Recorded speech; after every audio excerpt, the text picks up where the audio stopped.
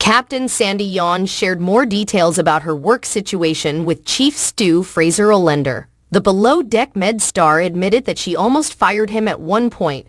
As fans know, Fraser struggled with his position for much of this season. He was more focused on making sure his team liked him than he was on leading them.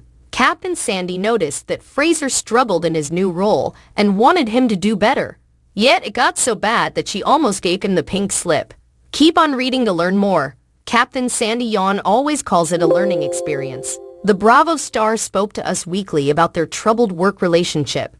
There was one point when she wanted to fire Fraser. He was almost let go during Below Deck Season 10.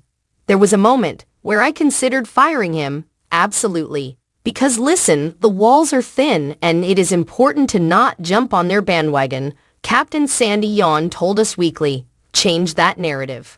That's your role as the superior here. You're absolutely responsible for your team. She simply wanted Fraser to do his job and be a better leader. Sandy was the one who had to deal with the issues with the interior crew. Eventually, Stew's Camille Lamb and Alyssa Humber got the boot. Sandy recalled times when she told Fraser that he had to fix these matters himself. Like, if you need help, ask me. But until then, I stay out of it. Captain Sandy Yawn continued. I will only help if I see that client is suffering in service. If I see something going on, or there's disharmony on board in my eyes, that's when I step in.